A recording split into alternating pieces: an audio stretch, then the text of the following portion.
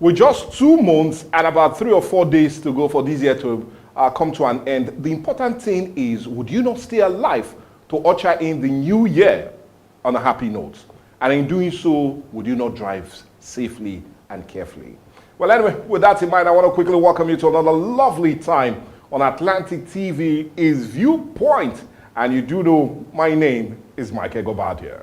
And I am Mercy Erbo. Welcome to Viewpoint on Atlantic TV. And you know how we do it right here on Viewpoint. What a beautiful day to start this new week. Yeah, without wasting much time, we need to go on this quick break. And when we return, the dailies will be next. Don't miss out on exciting news, events, and more. Stay connected by following us on Facebook, YouTube, and Instagram at Atlantic Media and TV. My name is Desoka, the comedy catalyst of one of Nigerian comedy. All right, guys, back again. Yes, boss. My name is Osh, baby. Yemi Alade. Yeah, what up, people? It's your boy Victor Adi. Girl Niniola. My name is my wife, and just celebrity type man. My papa say, who won't carry cow, waka go, waka follow the cow. I know the life for you. I see you know you're watching the Atlantic TV. Keep watching Atlantic TV. Atlantic TV. Keep watching Atlantic TV. Keep watching Atlantic TV. Keep watching Atlantic TV. Atlantic TV. Informative, educative, interesting, entertaining. Worldwide, international. Don't go anywhere, I'll catch you. Don't touch that die. Atlantic TV. Boom. Atlantic TV. We wanna party. Atlantic TV. Culturally inclined and uniquely different.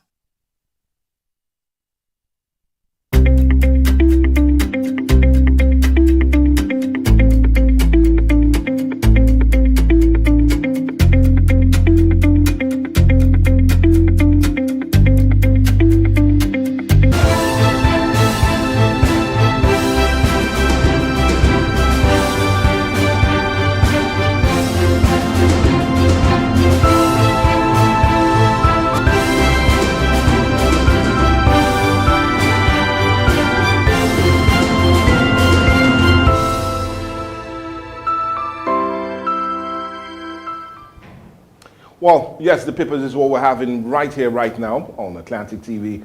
And for review today, we have 6 papers. We have the Daily Trust, This Day, Guardian, The Punch, The Vanguard, and also, you do know we'll be wrapping things up with the Nation newspaper. But let's see if we start with The Punch, because I love going there straight and head to it then. And on The Punch this morning, the leading story reads, 500 general forced out despite rising insecurity, or rather, rising insurgency. And we're talking about under Buhari and Tinubu.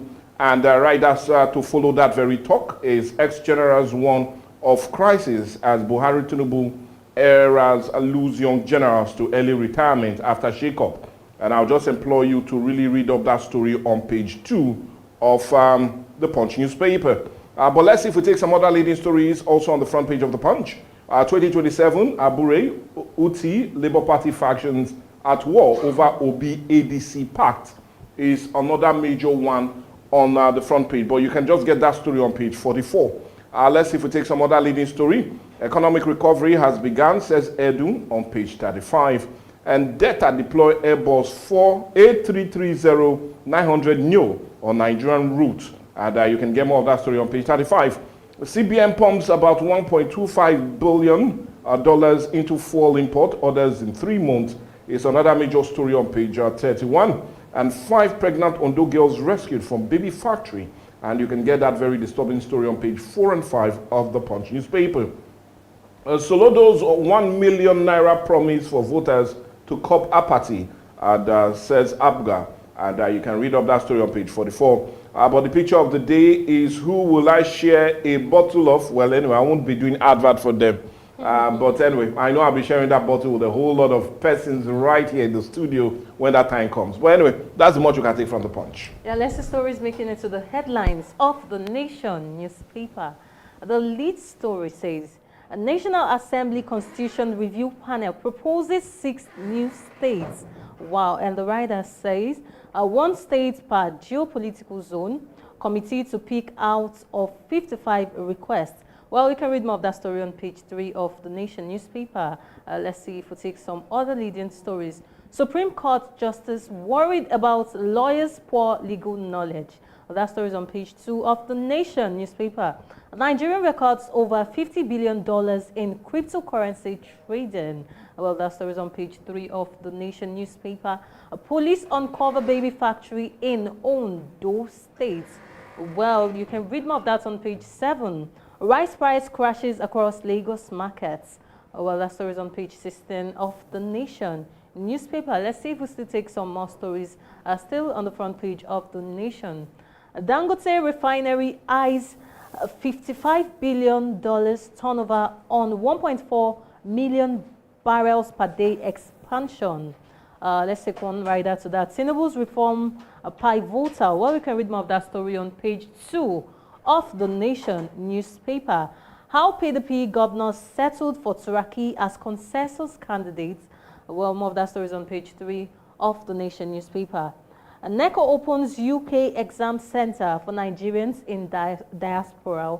Well, more of that story is on page 25 of the Nation newspaper. And let's see what we have as the picture of the day. Yeah, we can see dignitaries, including the Minister of Finance, Wale Edu, among other dignitaries in Paris, marking Nigerians' removal from the Financial Action Task Force Grey List, which signifies global recognition that the country has improved its anti-money laundering and counter-terrorism financing systems. Well, that's all we're taking this morning on the Nation newspaper. Let's see what this day has for us today. The lead story, Adedeji. FIRS collected 22.59 trillion naira in 9 months, 47.39 trillion naira in 2 years. Interesting story. Let's see if we take some riders to that. A sales service transformation to Nigeria Revenue Service will expand mandates to include non-tax revenue collection from the NUPRC, assures unfair implementation of new tax laws, simplification and revenue maximization, and others. Well, more of that story is on page 39 of this day newspaper. Let's see if we take some more stories still at the front page of this day newspaper.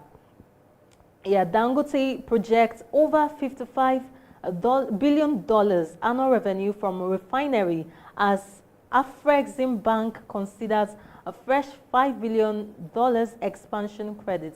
Let's see if we take some riders to it. Dangote says expanded refinery will guarantee energy security. Afrexim Bank foresee expansion will have petroleum prices in West Africa with expansion. Comments Tinubu's industry-friendly policies, a company to increase power generation output to 1,000 million watts. Well, more of that story is on page 39 of this day newspaper.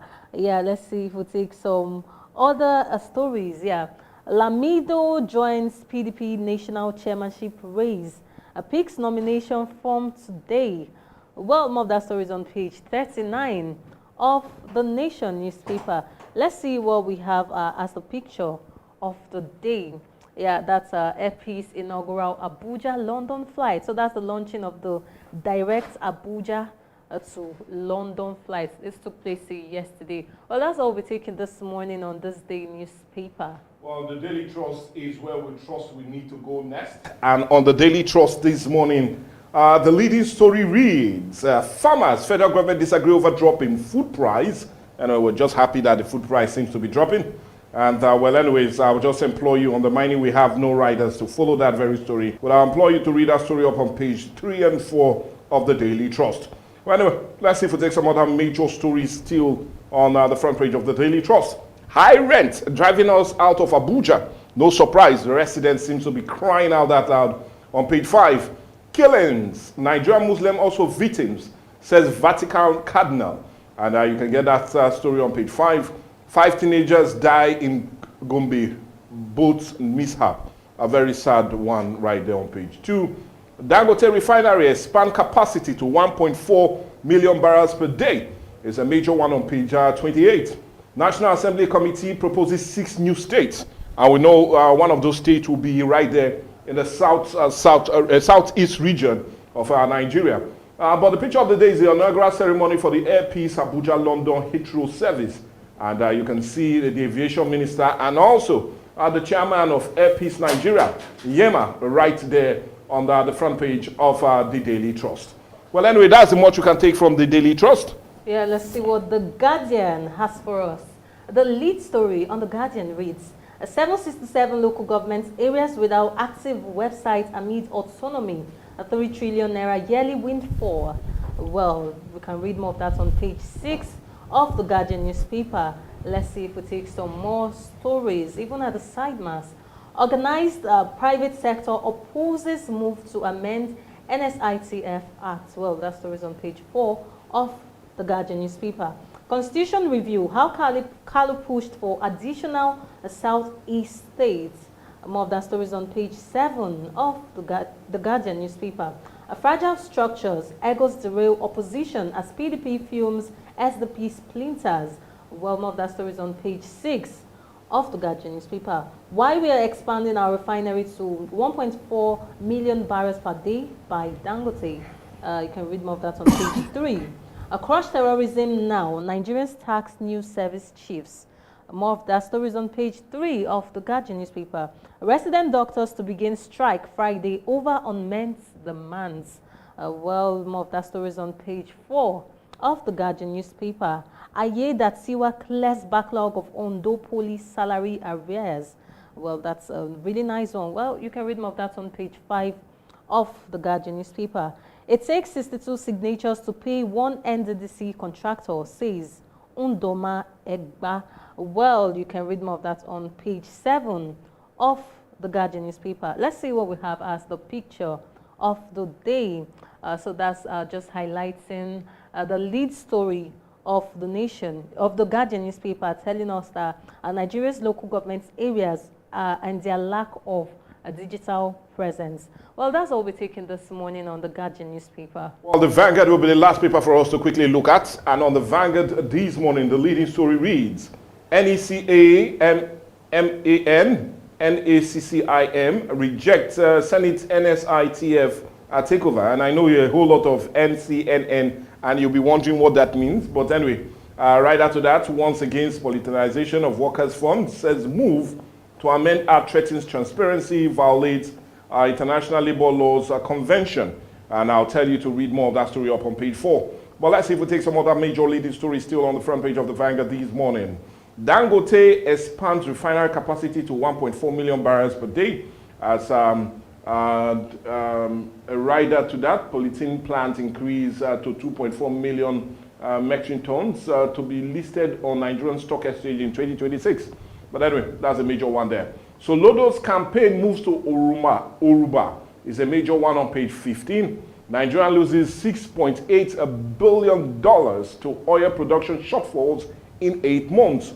Records 93.7 million barrels shortfall as 2.08 million barrels per day target no longer realistic this year. Anyway, I'm not saying that, but the expert seems to be reading out that loud. But I'll just implore you to get more of that very story still on the front page of the Vanguard newspaper. But let's see if we take some other major stories also on the front page of the Vanguard. I will sack incompetent contractors. Well, anyway, I'm not the one saying that, but the governor of Edo State, Bobelo, seems to be saying all of that still on the front page of the Vanguard. Enugu government arrests Enugu government arrests man for defying his 2 daughters. It's a very disturbing story still on the front page of the Vanguard. Resident doctors declared indefinite nationwide strike October 31st. And I'll just say, well, we just hope that is not going to come to reality. And, well, we'll just plead with them if they can have a rethink. Access Holdings gross earnings up to 13.8% to about 2.5 trillion. And another major one, account for missing 22.3 billion naira, $49.7 million, 14.3 million euros, and 5.2 million pounds oil funds. And Serap is telling the NMPCL to do all of that refund.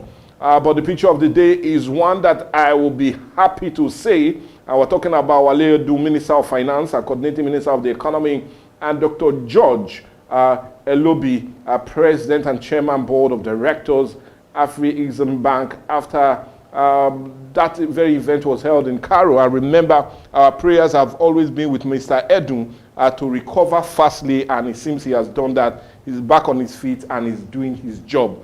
But anyway, that's our job here. That's much you can take from the Vanguard. And we're talking all about investments.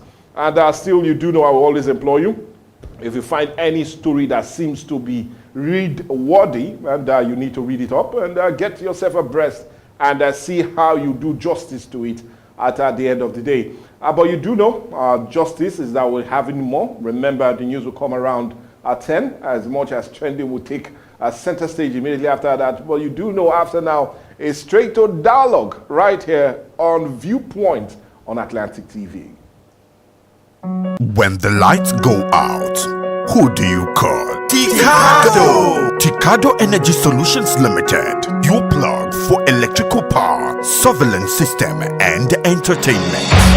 From expert electrical installation to efficient eco-friendly solar inverter systems, no matter the size, Ticado delivers smart energy solutions designed for today and tomorrow. We also help you secure your space with our cutting-edge security and surveillance system. Enjoy crystal clear entertainment with our professional DSTV and cable TV installation. Visit Ticado today at Block F4, Suite 41 and 42, HFP East Line Plaza, Abraham Adesanya, Aja, Lagos. Or call 0906 902 5025 or 0815 176 6817. Explore our services at ticado.com.ng. Ticado Energy Solutions Limited. Power, protection, peace. Don't miss out on exciting news, events, and more. Stay connected by following us on Facebook, YouTube, and Instagram at Atlantic Media and TV. Ruth Gender Foundation. I'm Ruth Edema Collins. I hold a first degree in physics electronics, a postgraduate qualification in business administration, and a nationally certified French language tutor. Career-wise, I'm an educational facilitator. I'm the managing director at Atlantic Media and TV, and I'm also a director at Vocotech Integrated Services Nigeria Limited. I'm a wife and a mother, and I like dressing up to show up. Yeah, so that's basically me. Thank you. Root Gender Foundation was inspired from my personal experiences growing up as a young girl in a typical Nigerian environment. For me, it was being different. It made people bully me, abuse me, and harass me. I was always misunderstood and underrated.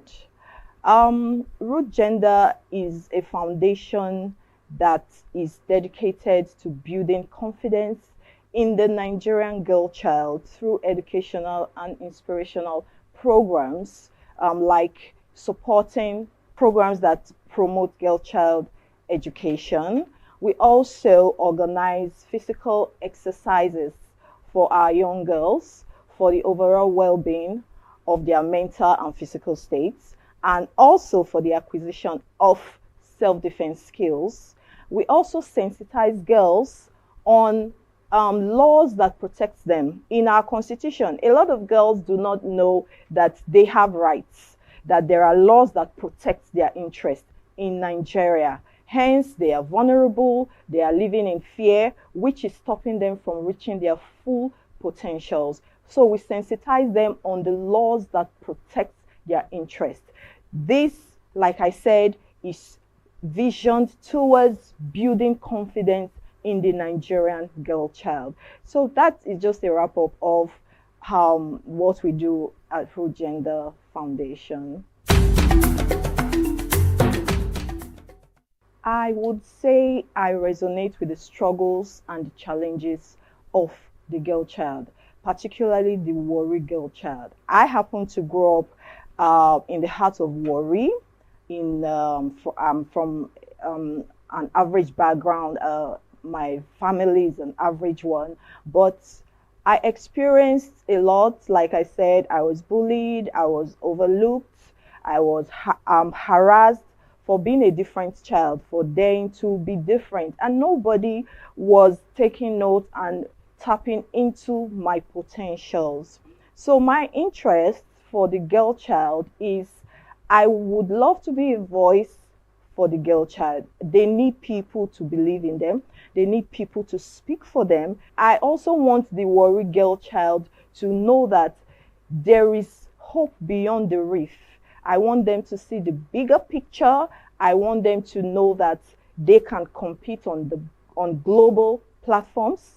They can compete on international platforms, and they can do very well. We have the likes of Ada Gold, or Maumi, and the rest of them. They are all competing very well on international platforms, and I know that you too can do that, and I want you to know that is why we are here. Root Gender Foundation is here to make you understand that you can actually be what you want to be.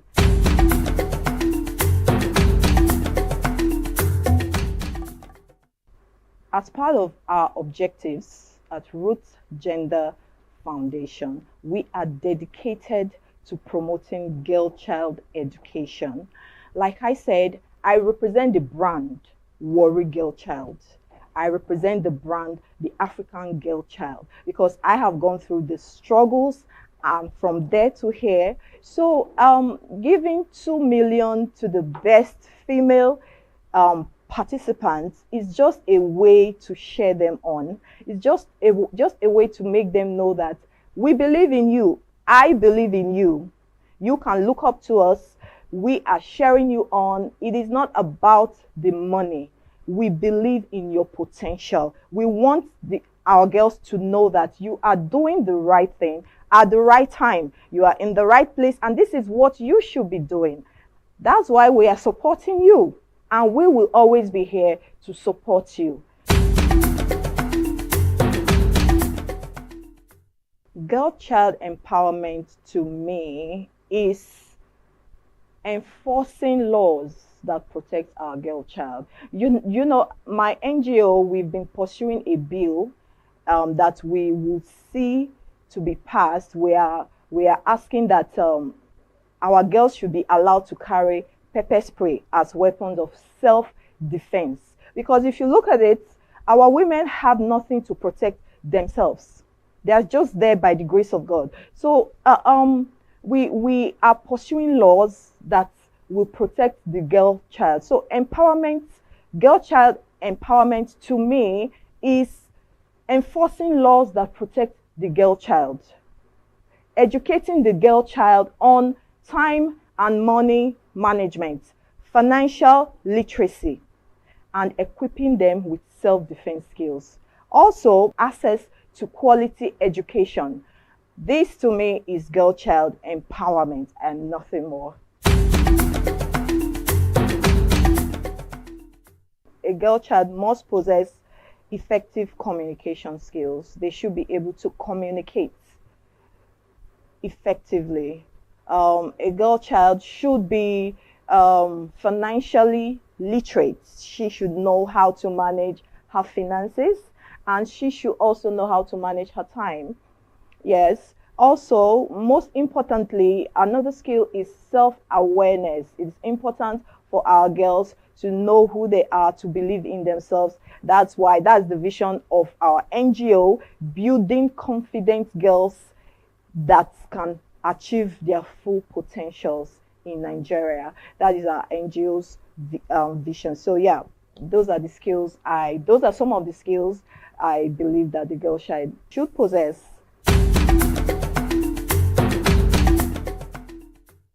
She needs role models.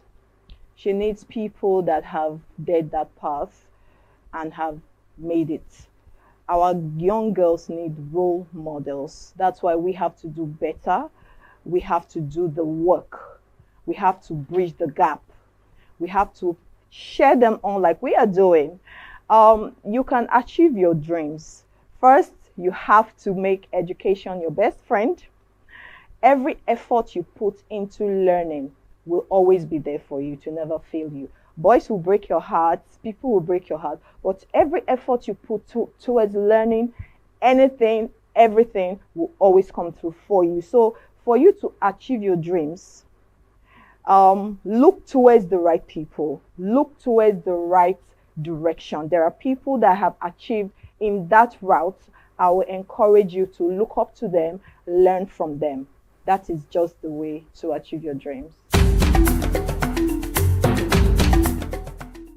My message to the Warri Child, like I said, I represent the brand Warri Girl Child. We are letting the world know that we are not vile, we are not roused, we are educated, we compete intellectually, we have good things ahead of us. We can do it on the global platform, we can do it on the national platform, and we are everything there is to be a woman. I would encourage you, Warri Girl Child, make education your best friend. Make education your best friend. Learn new things. Learn new languages. Okay? And the sky will be your starting point. We are always here to share you up. Don't forget that my name is Ruth Edema Collins from Root Gender Foundation, and from all of us wishing you the best, we say keep watching Atlantic TV. Ruth Gender Foundation.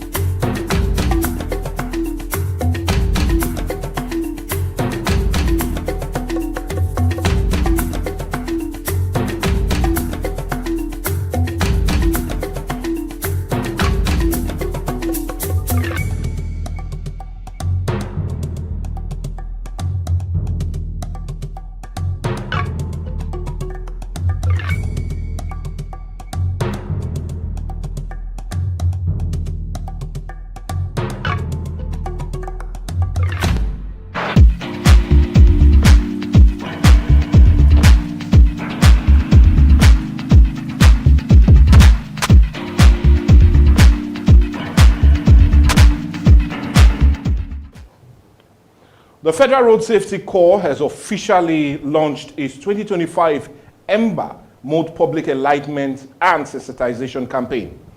The Corps issued a strong appeal to motorists, urging them to assure, or rather assume personal responsibility for their safety and to refrain from engaging in distracted driving.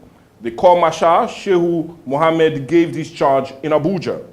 Mohammed stated that the Corps was committed to ensure safer road use during this high-traffic festive season in the country, which is popularly, or rather filled with high traffic of human and vehicular movement, and hence being referred as the Ember Month. He further explained that the theme for this year's campaign, Take Responsibility for Your Safety, Stop Distracted Driving, underscores the human factor as a major cause of crashes on Nigerian highways, emphasizing that drivers' behavior remain critical to achieve the end-of-year campaign objective. The commercial also attributed, or rather appreciated, the media for the sustained collaboration in promoting road safety awareness and called on all Nigerians to adopt safer road use and habit as the year draws to a close. Mohammed also disclosed that plans were in advanced stage to host an international conference on road crash victims in Africa, scheduled for November the 16th to 18th of 2025. But before all of that comes into place, the question still remains: what will this launch of the Ember campaign truly help in reducing road crashes during this period? And most importantly, how can road users learn to stay alive during these last few months of the year? Well, these and more is what this edition of Dialogue is centered on. And we're talking about the 2025 Ember Month Road Safety Campaign. That's what we're having as a major discourse today on Dialogue. Like we're talking about the Ember Month campaign, the 2025 Ember Month campaign, and how we need to indeed ensure that our roads are safe and we stay alive as we push ourselves into next year. But to truly help us talk about it, we do have no other person, but we're talking about the Route Commander of the Federal Road Safety Corps in Warri. We're talking of Chief Route Commander Victor A. Toby. Good morning and welcome to the show, sir. Thank you. Well, we're really going to go straight into it, and I want us to start our discussion with this year's theme, which is take responsibility for your safety, stop distracted driving, which I feel underscores human factor as it concerns major road crashes in Nigerian highways. So my question is, have human factor indeed contributed to the high rate of deaths on our road this year? Because according to your records, because we also had records of deaths we've had from January to September of this year, is about 3,400 deaths that was recorded between January to September of 2025. Now, if these human errors are eliminated or reduced, are we going to see reduction in the road crashes within this period? Yeah, thank you for that question. Like the theme goes, yes, take responsibility for your safety, stop distracted driving. Yeah. You know, during this Ember month, we span September to December. Yeah. You know, a lot of persons think that the Ember months are evil months. You know, but like I always tell people, the Ember months are not evil months. That this spiritual coloration, yes. people always feel is evil. They are just like every other month of the year. Okay. The problem why a lot of persons, or the reasons why a lot of persons have crashes this period is because what they think, or they have thought all this while that they could not gather from January to September. They see themselves as failures, and so they want to, at all costs, gather what they have not been able to gather. Okay. You know, like a driver who drives from here, Warri now to Port Harcourt. Yeah. Maybe he does his trip twice a day. He goes and comes back. Yeah. But because he feels that he has not made enough money for the period, he wants to go to Port Harcourt, come back, go to Port Harcourt, and come back again. If possible, go back to Port Harcourt. And of course... So unnecessary pressure. Yes, and of course he's human. Yeah. He's bound to be affected by the following. Fatigue. Fatigue was coming. You know, tiredness will be there. Yeah. And as a human being, of course, he will feel very sleepy. Of course. And some, you know some drivers, the way they behave. When the vehicle is ready for movement, they will go to, Mama Nkechi, can I have one shot to shine my eye? I don't know where alcohol has ever shined somebody's eyes. Rather, it makes you feel sleepy. So you see, human beings, they want to put extra pressure on themselves, and of course, the resultant consequence will be fatigue. You know, the human factor accounts for about 80% of what crashes we have today. Because if you look, the causes of crashes, we have the human, we have the mechanical, and they have the environmental. Now, your vehicle is bad. You're hearing different sounds in your vehicle. Now you say, okay, let me just manage to Port Harcourt and come back. You don't manage. If the vehicle is giving you that sign, it means the vehicle is telling you that I am not feeling fine. Just like the body. You wake up in the morning and you begin to have headache. And you say, okay, let me manage. You cannot manage because you know you are not well. So human beings, for these reasons, and even look at it. You are going to Port Harcourt.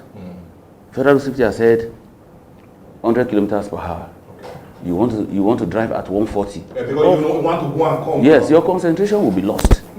It will be lost. You cannot have that perfect concentration any longer. Because if you are driving at maybe 80 kilometers per hour, you know if anything happens, there's a tire burst, you can control that vehicle. But at 140, 150, 160, of course you are beginning to sing that song to God. I'm coming home to meet you. You know, even when God has not called you. So those are part of the human factors that will enhance you getting into a crash very fast. And you know that there's something we call the cocoon of safety in road safety. You know, when you are driving, some persons drive bumper to bumper. They tailgate. Now the cocoon of safety, it means that area you have created for yourself, that in case there's a crash, you can meander so that your safety can be assured. That is what we call this cocoon of safety. So that is part of the human factor of making people get into crashes. Use of alcohol and drugs. When you use alcohol and drugs, of course you know your concentration and your timing will never, yes, of course it will be impaired. It will never be perfect. So those are some of the reasons why we say the human factor is largely responsible for crashes. Okay, well said. I like you putting it that way. And undermining this is the theme, and you people have now highlighted that human factor is a major reason that we're having high road crashes. I will still remember your 2024 Operation Zero exercise, which was held between December 2024 and also January 2025. We had about 535 crashes, which were recorded, and we had about 435 deaths within this period. We had almost 2,000 and something injuries within this short period, just a month span. Now, my question is, how do you intend to now deal with some of these factors you've said, especially as you try to reduce the number of road crashes that would be expected within this period, especially as it concerns human factor? How does your core intend to help also implement and deal with this problem? Very simple, just like what you're doing. You have invited me here to talk to people. So what I'm doing now is called public enlightenment. We are talking to them, telling them what to do to stay alive. We do television programs just like this. Yeah. We do radio programs. Yeah. We go to churches. Yeah. We call them church advocacy and public enlightenment. We go to the mosque, do radio jingles. We go to motor parks, just like the one we did. Yeah. This period we at Mofo Park and Express Junction at Udu area. Which are the two major parks within the axis. Yes. So we went there and we did motor park and we spoke to them. Flyers were given. Okay. You know, all these things are part of the measures we put in place to tell the motoring public that this is how you are supposed to drive. And of course, if you maintain and obey road safety regulations, I don't think there will be a crash. Okay. Now, let's come to Delta State. And I'm really interested about this because I know Delta State will pride itself in having large vehicular and traffic movement within this period. But there are some major things that we would say are basic issues. Now, you've been in Delta State for a while. For you, what would be the greatest infraction by off-road users, especially in this state? Not adhering to prescribed regulations is in the road. Because a lot of persons, you know, I remember vividly that in Delta State, you know, this is not the first time I come to Delta State. Okay. You know, I know that in Delta, the roads were not dual carriage from inception. Yes. Yeah. Now, people started clamoring, pressurizing the government. Give us dual carriage. Give us dual carriage. At the end of the day, the government yielded and did dual carriage, meaning 1, 2 lanes or 3 going and just like that. Still, even after the government has yielded to their request, people still drive one way. So it's so common here? Yes, of course it is. People still drive one way. Except they see uniform people, that's when they will know that what they are doing is wrong. If you don't drive one way, there is every possibility that the crashes will reduce. If you obey speed limit, the crashes will reduce.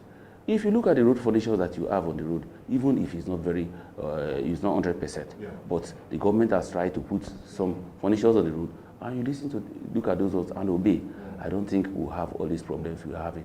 And you know, this attitude of "na so we dey do am" is what we call RAIDS in road safety. RAIDS means, the acronym is RAIDS. It means Road Accident Immune Delusion Syndrome. This is how we used to do it. You understand? You know, yes. I grew up meeting my daddy doing it this way. When my daddy is driving, one hand will be outside of the driver's window, and uses one hand in controlling. Yes, worry one. So at the end of the day, when the child grows up, of course, the child that you are carrying in that vehicle will always obey that injunction, that religious injunction of teach a child I should be, and when he grows up, he will never depart from it. Yeah. So when they see their fathers and mothers are their role models. Yeah. So when they see you being antagonistic on the road, they'll say, oh, this is how daddy used to do it, is the pattern. And once that child grows up with that, it becomes very difficult for you to change your child. You know, you worry now. We used to say, then they learn left hand for old age. Abi? That's what they say. Well, anyway, in case you are watching us, it's indeed a dialogue on Atlantic TV's Viewpoint. And today we're talking about the recent campaign of the Federal Road Safety Corps to deal with the issues of road crashes. And you do know it's the Ember Month. And just recently, they launched a major campaign to help deal with the issue of road crashes, especially as it concerns road users. We've seen this period. Well, just like he stated, it is no evil spirit, but rather our attitude to the use of these roads and our inability to always respect some of these major signs. And not only that, but to also take into consideration that you're not only the one plying this road, but others are also a part of it. So all of that is what we're looking at. And like I told you, we still have no other person but Chief Route Commander Victor A. Toby. You do know he's the youth commander of the Federal Road Safety Corps right here in Warri, Delta State. Let's come back to you now. And I still want us to remain in Delta State. Now, what we've also found out as a major disturbing trend, just like you've said, we are used to it already, and so we did do one. A change of attitude is hard.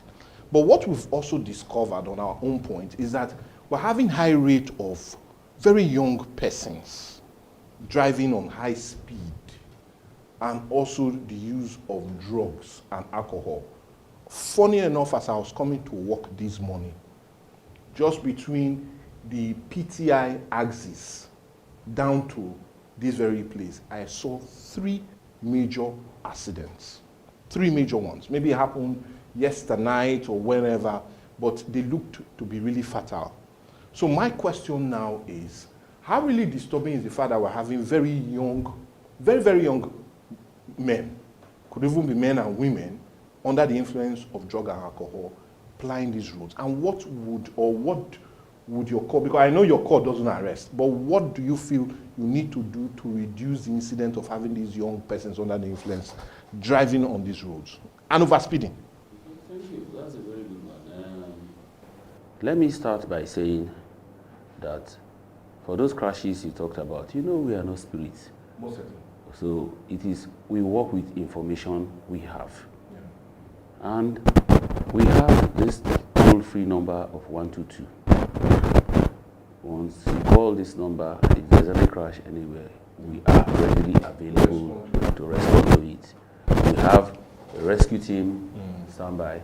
So at every point in time, when we get these calls, we move to such places. Okay. I want to tell you regrettably that we did not have any call as regards this accident, these crashes that happened.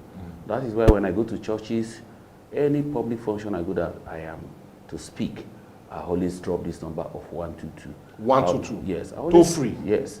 So don't think is it my time on I used to give the call. You know, it's not my father's property. But it's a lie. It's our father's property. We are all children of Nigeria. Yeah. You know, so relatively we did not get the information. No, and even what I learned was it even happened within yesterday night and this morning. Okay. Because I had a discussion with one of the drivers. Because I passed through that route. Yeah.